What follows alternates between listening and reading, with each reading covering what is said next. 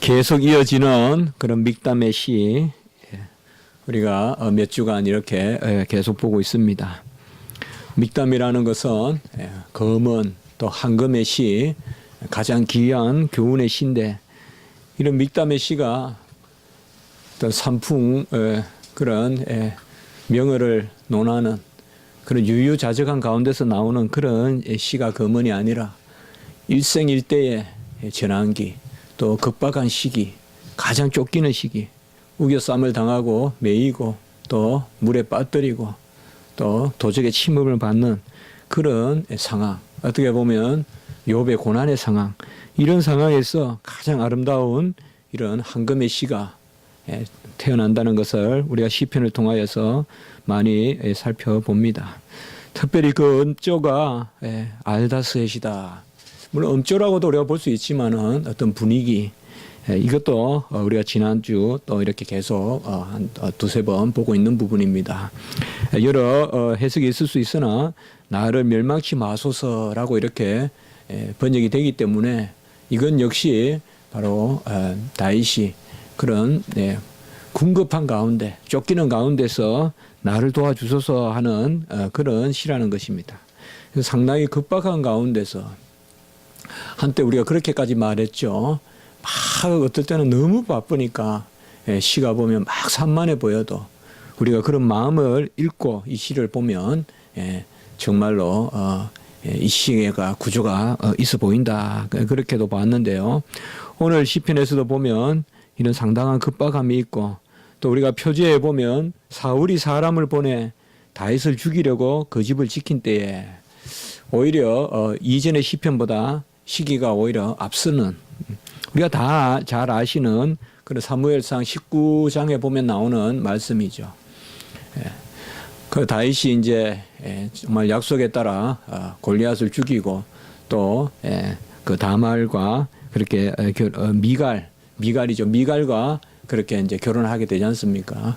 아내를 주게 되는데 그런 가운데서 뭔가 이유 모르게 사이인데 말이에요. 사울이 그래서 바로 이 다윗을 죽이려고 하죠. 성경에 보면 여호와께서 부리시는 악령이 이렇게 나옵니다. 사울에게 접하였으므로. 그러니까 이것도 여호와의 섭리입니다. 하나님의 섭리예요. 하나님이 사울을 들어서 단창을 던져서 벽에 박히게 하고 그가 피하지 않았으면 죽을 수밖에 없는 그런 일들이 일어나는 것도 여호와께서 부리시는 악령이 사울에게 접하였다. 그래서 이제 겨우 도망을 쳐서 미갈의 그런 방으로 침소로 이제 들어가는데 거기에 이제 또 잡으러 오잖아요. 그때 이제 창으로 내리고 바로 또 잡으러 가면 죽으니까 일부러 이렇게 무슨 우상이 이제 여기 이제 또 우상이 나오는데요. 미갈의 우상을 머리같이 놓고 또 그 위에 염소털로 이렇게 해가지고 막 옷을 이렇게 의복으로 덮어가지고 마치 사람이 있는 것 같이 그렇게 하니까 또 사울이 그냥 침상채로 들고 오라고 또 막 그렇게 또 고통을 하고 뭐 이런 부분입니다. 우리가 잘 아는 이야기죠. 그래서 아주 긴박한 가운데서 당한 그런 그때에 이 다윗이 쓴 시편입니다. 특별히 여기에 보면 우리가 셀라라고 하는 그런 우리의 마음을 좀 올려서 뭐 소리를 높여서라고도 할 수 있고 또 아니면 조금 우리가 격앙된 그런 어조로 이렇게 노래하라는 부분인데 1절에서 5절까지 그리고 6절에서 13절까지 그리고 14절에서 17절까지 이렇게 우리가 세 부분으로 봐서 무방합니다.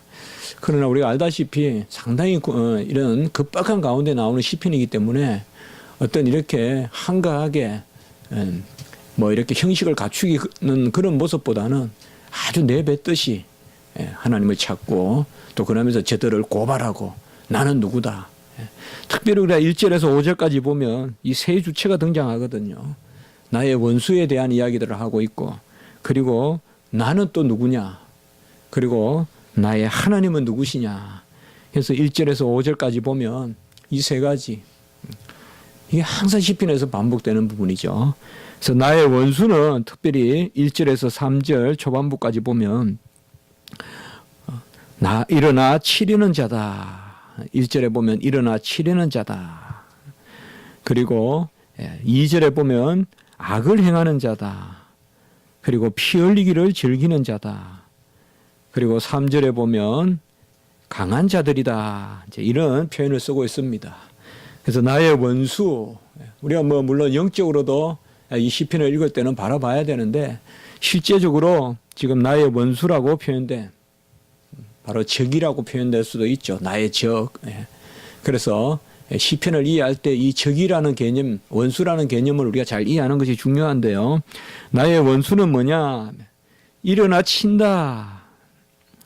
우리가 5절에도 보면 여호와 이스라엘의 하나님이시오니 일어나. 여기 또 일어나라는 말이 있죠. 사실 묘하게 지금 1절과 5절에 일어나. 원수들이 일어났으니 여호와여 일어나소서. 뭐 그렇게 우리가 연결시켜 볼 수도 있는데요. 여기 일어난다는 표현은 상당히 무모하고 뻔뻔하고 진리가 없는 모습입니다. 사실 진리가 없는 사람들이 이런 주체들이 일어나 친다. 이건 뭔가 하면 진리는 어떻게 보면 평면이에요. 진리는 나를 세우지 않아요. 진리는 그저 평온과 같아요. 드러나는 것은 창이에요. 먼 곳에서 보면 진리는 벌판과 같아요. 일어나 친다는 것은 이거 꼭 우리가 바벨탑 같은 생각을 하면 돼요. 여호와를 대적하면서 내가 옳다 하면서 뻔뻔함을 드러내는 것이죠. 항상 우리 인생에 보면 명분을 가지고 나타나잖아요. 항상 명분이 있어요. 어떻게 보면 명분 싸움이에요. 뒤에는 온갖 그런 일들을 벌이면서도 겉으로는 명분을 만들죠. 그게 우리 인생사인데 특별히 일어나 친다는 개념은 바로 그런 개념이에요. 그러니까 진리 가운데서 하나님이 평평하게 하신 그 진리를 불쑥불쑥 쏟아내 거역하면서 그것을 거역하면서 아주 그냥 종기가 나오듯이 툭툭 튀어나와서 곰고 결국은 사람을 터져서 죽이게 하는 그런 아주 악창과 같은 그런 존재들 일어나 치려고 한다. 그리고 악을 행한다. 금방 우리가 보았다시피 악을 행한다는 것은 뭐예요? 이 죄와 악 이것은 항상 함께 있는 개념이고 시편에서 악을 행한다는 말은 다른 것이 아니라 여호와의 뜻에 그 뜻을 거역하는 것. 악을 행한다는 것은 여호와께 문의하지 않는 것을 악이라고 합니다. 시편 1편부터 계속 죄인과 의인 이것이 대조가 되는데 달리 말하면 그들은 악을 행한다. 이 말은 여호와를 의지하지 않는다. 그리고 피 흘리기를 즐기는 자다라고 이렇게 이야기합니다. 피 흘리는 것은 여호와께서 금합니다. 짐승의 피도 피채 먹지 마라 한 것은 어떤 창조 질서를 이야기하는데요. 그 여호와를 인정하라는 것이에요. 만물을 다스리는 분은. 우리가 먹기는 먹되 또 충만하고 다스리고 또 우리가 정복하기는 하되 그렇다고 해도 우리가 만물의 주인은 아니라는 것이거든요. 그게 바로 피의 의미예요. 피채 먹지 말라는 것은 오늘날 그것을 뭐 어떤 먹이의 종류 또 그것을 생것으로 먹느냐 뭐 익혀서 먹느냐 하는 그런 이야기보다는 모든 만물에 주는 하나님이심을 믿고 먹는 것조차도 그 순리를 따라서 먹으라는 것이거든요. 그런데 피 흘리기를 즐기는 자다라는 것은 사실상 이건 하나님의 그런 뜻을 거역하는 거예요. 특별히 옛날에 왕국에 또 그 이전의 군장 시대나 할 것 없이 특별히 지도자가 이러한 피맛을 보게 되면 아주 불안하고 국민들은 어찌할 줄 모르는 정말 뭐 언제 무슨 벼락이 떨어질지 모르는 특별히 그 시저가 황제가 되고 난 다음에 우리가 로마의 그런 현재 시대도 있지만은 현명한 황제들도 있었지만은 그 네론이 카리뷸란이 또 계속 이어지는 그런 형제들의 모습을 보면 정말 이들이 얼마나 피 흘리기를 즐거워하는가. 그리고 그들은 강한 자들이다라고 이렇게 이야기합니다. 성경에 강한 자들이란 말은 하나님의 백성에게는 사실 잘 쓰지 않습니다. 네. 여기에 강하다는 것은 결국은 세속적인 힘이고 여호와를 의뢰하고 의지하는 그러한 신심이 있는 것이 아니라 자기를 내세우는 이것이 바로 나의 원수입니다. 어떻게 보면 우리를 쫓아다니고 우리를 대적하는 사람들은 우리가 이렇게 속성으로 살펴볼 필요가 있어요. 네. 결국은 영적인 우리가 싸움이라고 본다면 나를 대적하는 그런 일어나 치려는 사람들, 악을 행하는 사람들, 피 흘리기를 즐거워하는 사람들, 강한 자들. 이것은 어떻게 보면 여호와를 믿지 않고 여호와를 주로 삼지 않는 사람들의 평상 속성이에요. 이 세상은 피를 즐거워해요. 피 흘리기를 즐거워해요. 그것을 억제하는 게 법이죠. 그렇게 못하게 법이 막고 있지만은 사실상 법은 어느 테두리에서 억제만 할 뿐. 그걸 우리가 일반 은총이라고 하죠. 일반 은총은 억제하는 작용밖에 없다. 이게 CRC의 헌자에 보면 나와요. 네, 미국에. 일반 은총은 억제하는 기능을 하는 거거든요. 그러니까 억제한다는 게 뭐예요? 항상 튀어나온다는 거예요. 항상 튀어나오는 거. 이런 것이 바로 나의 원수다. 이와 대조하여 3절에 보면 나는 누구냐? 시편에서 나는 많은 경우에 의인으로 표현이 돼요. 우리가 많이 봤어요. 시편 1편부터. 다윗은 지금 계속 우리가 다윗의 시편을 보고 있는데 다윗은 죄인이라는 표현보다 의인이라는 표현을 더 많이 써요. 그리고 내가 주 앞에서 악을 행치 아니하였다는 말을 오히려 많이 해요. 그러면 우리가 다윗은 일종의 자기 의를 내세우느냐 그렇게 시편을 읽어서는 안 된다는 것이죠. 다윗은 항상 자기를 의인이라고 할 때 내 의가 어떤 공로적으로 인본적으로 세상에서 헤아릴 때와 같은 그런 공로적인 차원에서 의가 아니라 여호와 앞에 있다는 의미에서 의라는 거예요. 그래서 가만히 보면 다윗이 하나님 앞에 자신의 의로움을 이야기할 때는 필히 하나님께 그 선하심과 인자하심을 간구할 때예요. 이것은 어떻게 보면 모순이죠. 우리가 우리 공로를 많이 이야기할 때 내가 잘났다고 하잖아요. 하나님을 멀리 하잖아요. 그러나 시편은 그게 아니에요. 의인의 길, 죄인의 길하고 나누고 그리고 계속 나는 무지하니 나를 도우소서라고 말하고 그렇게 시편 기자가 말할 때는 끊임없이 금방 말씀하셨지 나는 무지하니 나를 도우소서. 이게 뭐예요? 이게 무지하다는 것이 공로가 아니라는 거예요. 무지하다는 게 공로라면 도우라는 말이 필요가 없겠죠. 내가 그 공로로 살면 되죠. 내 선함으로 내 윤리적으로 어떤 윤리적인 우월성으로 살면 되죠. 그러나 그게 아닙니다.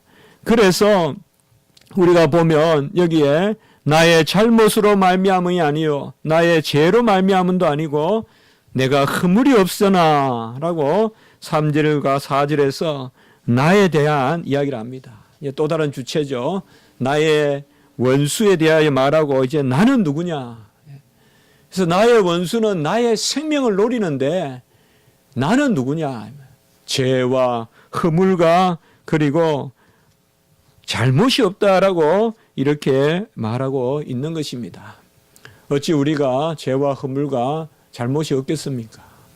그러나 우리가 오히려 담대한 것은 우리가 하나님 앞에 무엇을 내어놓고 구하고 그 구한다는 것은 내 죄의 있음을 구하고 내 연약함을 구하고 내 허물을 구할 때 하나님은 기뻐 그것을 사하여 주시고 오히려 그러한 틈을 타서 영광받기를 원하시는 하나님인 줄 알기 때문에 우리가 하나님 앞에 이렇게 내어놓는 것입니다. 욥기도 보면 욥이 내 잘못 있다고 안 해요. 내 허물 있다 안 해요. 그리고 내 죄 있다고 안 해요. 욥이.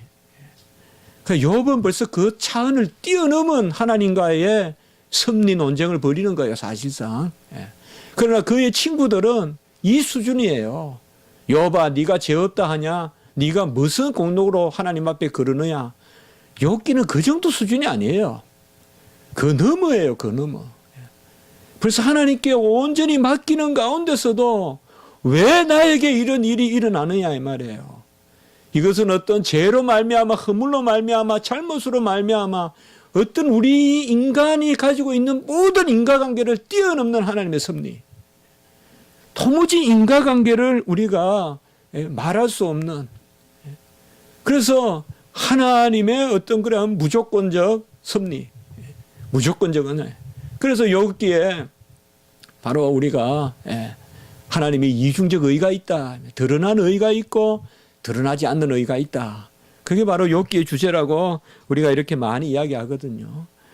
욥이 친구들하고 그렇게 대화를 하고 친구들은 주로 보면 욥을 비판하는 그런 논조로 이야기하고 욥은 보면 그거 너머로 자꾸 이제 이렇게 나아가거든요. 그래서 결국은 하나님이 모든 것을 지으신 창조주 하나님을 인식하고 자연히 섭리와 구원의 주를 고백하는 그렇게 이르는 것이 욥기인데요. 그런 욥기와 오늘 이 다윗의 모습을 우리가 함께 보면 별 무리가 없다고 여깁니다. 나는 죄가 없고 잘못이 없고 허물이 없으니 이것은 사실 어떻게 보면 누리는 거예요. 우리가 누리는 거예요. 자녀가 왜 잘못이 없어요? 그래서 집안에 있잖아요. 그게 누리는 거라니까요. 나는 허물과 죄와 잘못이 없다라고 말하는 것은 이미 언약의 관계 가운데서 온전하게 누리는 거예요. 달리 말하면 내 모든 죄, 내 모든 허물, 내 모든 잘못 그것이 있음에도 불구하고 이미 하나님에 속한 나는 그것을 넘어서 하나님의 사랑의 품 안에 있다. 이것이 바로 나라는 것입니다. 그래서 우리도 사실상 제가 전에도 말씀드렸죠. 어떤 신학책에서는 이렇게 못 쓸 겁니다. 그러나 시편이니까 많이 이런 것들이 나와요. 우리도 기도할 때 주여 아무도 없는 삶 중에서 기도할 때 주여 부족한 종의 의를 보소서. 부족한 종이 신음하나이다. 부족한 종이 지금 찌르는 창 앞에 있나이다. 그 창이 종을 엄습하나이다. 이렇게 우리가 기도하잖아요. 사실상 이것은 내가 옳다는 게 아니고 정말 어떻게 보면 하나님 앞에 다 내어놓고 토로하고 이미 하나님과 나 사이에 그 너머의 어떤 이미 이것은 어떤 인과관계로 말할 수 없고 공로로 논할 수 없는 그 가운데서 이렇게 이야기하고 있는 거죠. 가장 급박할 때 우리는 필히 찾게 돼요. 이건 어떻게 보면 공로 논쟁이 아니라 가장 급박할 때 우리는 주의 원수와 나를 찾게 된다고요. 오늘 다윗과 같이 말이에요. 그러면 나는 뭐냐? 바로 이어지는 것이 바로 나의 하나님이 계시기 때문에 오늘 1절에 보면 아주 나의 하나님이라고 부르고 그 하나님이 누구냐? 이것을 이제 5절에 보시면 특별히 말씀하고 있습니다. 그래서 나의 원수는 1절에서 3절 초반까지 나는 3절 후반에서 4절까지 그리고 나의 하나님은 누구시냐? 5절에 보시면 나의 하나님은 만군의 하나님이시다. 이것은 바로 모든 것을 지으시고 보존하시고 운행하시는 그런 하나님이시다. 먹을 것도 주시고 다리가 필요하면 다리를 놓아주시고 내가 필요하면 오늘 찬송 드렸듯이 피할 바위를 마련해 주시는 분. 이거 바로 만군의 하나님이다. 그 만군의 하나님 또한 나의 하나님은 여호와시다. 여호와는 구원해 주시고 모든 것을 건지시는 분이고 약한 자들을 세우시는 분이다. 그리고 그분은 이스라엘의 하나님이다라고 이렇게 이야기하고 있습니다.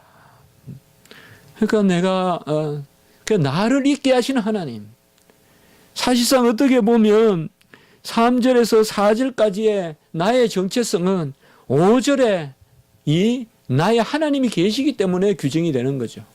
우리 하나님의 어떠하심이 있기 때문에 내가 규정되는 거지 나의 어떠함으로 하나님이 규정되는 것은 아니잖아요. 결국은 우리가 5절을 먼저 봐야 되는 거죠. 사실상 하나님은 어떠한 하나님이냐? 만군의 하나님이요 여호와요 그리고 이스라엘의 하나님이다.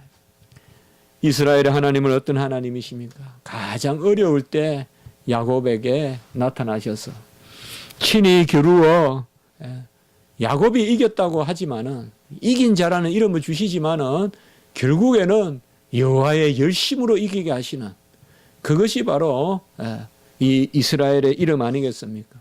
지파를 보존해 주시고 언약을 지키시고 천천히요 만만히요 기름 부음 받은 다윗을 지키는 것이죠.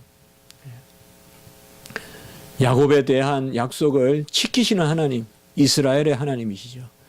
그래서 바로 다윗도 저는 우리가 다윗의 이 쫓기는 삶이 가장 다윗의 쫓기는 삶에 대해서 항상 염두에 둘 것은 다윗은 이미 기름 부음을 받았다는 거예요. 기름 부음을 받고 쫓긴다는 거예요. 그리고 천천히요. 사울은 천천히인데 다윗은 만만인데 이러한 것들 가운데서 바로 야곱을 이스라엘로 삼으시는 이러한 가운데 본 시편에서는 여러 용어들이 끼어 있습니다. 그래서 정말 아주 아름다운 시죠. 그래서 나의 원수는 어떻고 나는 어떻고 나의 하나님은 어떻고 정말 가장 중요한 거 아니에요. 지금 이게 새 주체가 그것을 이야기하면서 1절에 보면 건지소서 또 1절에 보면 높이 드소서 2절에 보면 구원하소서 4절에 보면 도우소서 또 4절에 보면 깨어 살펴주소서 5절에 보면 악은 벌하시고 악인들에게 은혜를 베푸지 마소서 이러한 계속 기원의 그런 기도의 음성이 이 시편에 나오고 있습니다. 어떻게 보면 우리가 서사적으로 그냥 쭉 나열한 그런 말씀 같아도 이 시편에 뛰어난 점이 바로 이런 데 있는 것이죠. 가장 중요한 것들을 이야기하면서 계속 기도함으로 간구함으로 나아간다는 것이죠. 이러한 나의 원수에 대한 구체적인 그런 고발이 6절에서부터 13절까지 좀 더 상세하게 나옵니다. 6절에 보면 저물도록 먹이를 찾아다니는 개와 같다라고 그들을 표현하고 있습니다. 뭐 여러 가지 해석을 가능하지만은 계속 종일 뭐 개가 보면 항상 바쁘잖아요. 뭘 찾아다니고. 물론 뭐 개가 우리나라에서는 한가한 어떤 그런 상징으로도 사용되지만은 개들이 보면 끊임없이 그 스카번지라 그래요. 막 찾아다닌단 말이에요. 여기 막 코를 갖다 대고 끙끙거리고 쓰레기 뒤지고 흙을 파고 이런 게 개의 모습인데 여기 원수들이 바로 이런 모습이에요. 그래서 점으로 돌아와서 그러니까 종일 막 찾아다니고 악을 추구하고 더러운 것을 쫓아다니다가 그래서 저는 이러한 개는 뭐하고 구별이 되느냐 사람하고 구별되는 존재죠. 여기서는 개를 악하게 이렇게 표현하고 있죠. 바로 하나님의 형상에서 멀어진 존재들 하나님의 형상의 그러한 순전성을 잃어버린 존재들 인격도 없고 체면도 없고 하나님이 주시는 어떤 지정의의 그러한 온전한 그런 삶도 없고 이런 것이 바로 개라고 이렇게 표현되어 있습니다. 특별히 이 개는 7절과 12절에 보면 특별히 12절에 보면 그들의 입술의 말은 저주와 거짓말로 그리고 교만한 징에 사로잡히게 하소서라고 이렇게 말하고 있습니다. 교만과 거짓말은 항상 통한다. 우리가 말씀을 저번에도 그렇게 봤죠. 최초의 죄도 거짓의 아비.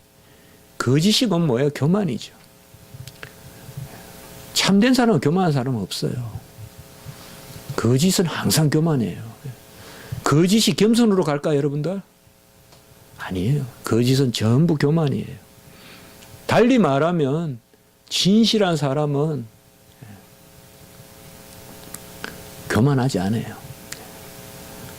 이 자리에 우리 최삼민 목사님이 있는데 제가 결혼 주례 때 두 가지를 부탁했는데 다 까먹었을 거예요, 지금. 예? 진실하라, 열심히 살라. 이 두 가지만 잘하면 좋겠다. 제가 그렇게 제가 뭐 최삼민 목사님이라고 기억하는 게 아니라 결혼 때마다 이 말하니까. 예? 진실하면서 열심히 살라. 저는 이게 주의 종이 할 두 가지 아닌가. 진리에 거하면서 교회에 열심히 봉사해라.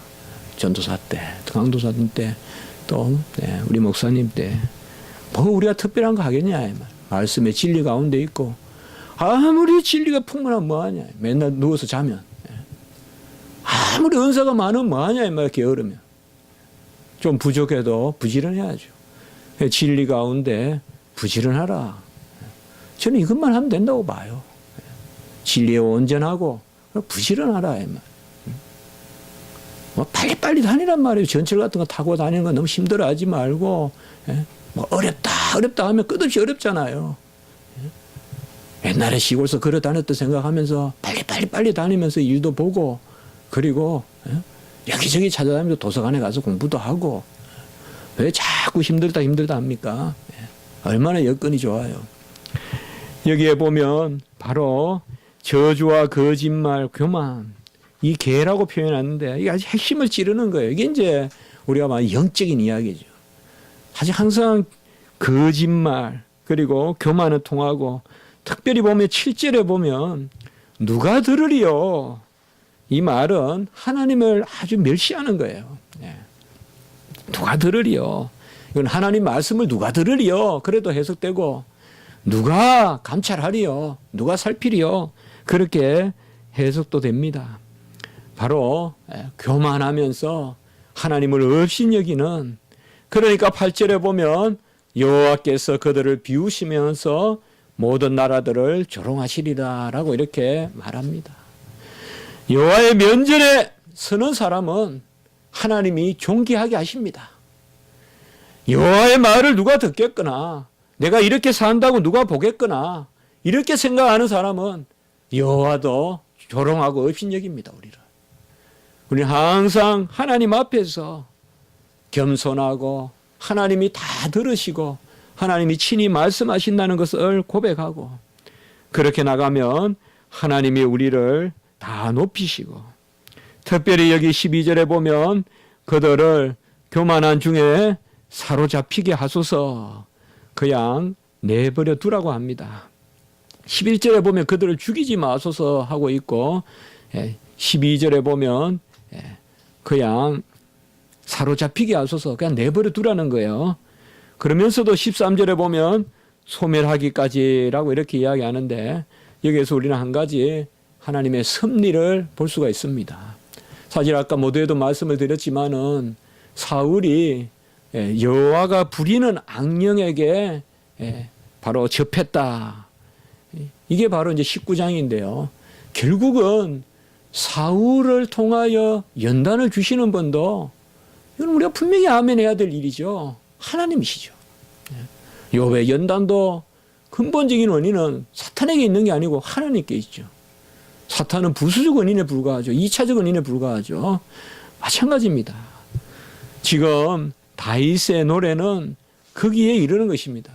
그래서 원수들을 죽이지 마소서 그러면서도 저들을 소멸시키소서라고 하는 것은 원수들을 하나님의 섭리의 도구로 사용하시고 그리고 때가 되면 저들을 멸하소서라고 이렇게 기도하고 있는 것입니다. 어떻게 보면 이런 의식이 있었기 때문에 다윗은 사울에게 쫓기지만은 사울을 죽이려고는 하지 않았는지도 모르겠습니다. 사실 사울에게 쫓겼던 다윗의 생애가 없었다면 다윗은 결코 통일왕국을 이루지 못했을 겁니다. 그가 도망 다녔던 지경을 밟는 게 다윗의 왕국이거든요.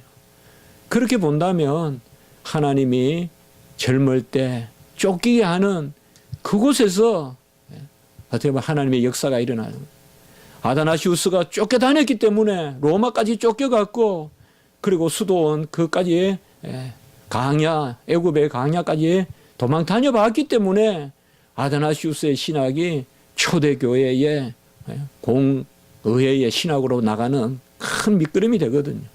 아다나시우스가 그런 쫓기는 삶을 살지 못했다면 아다나시우스도 어느 지방의 신학에 불과했을 거예요.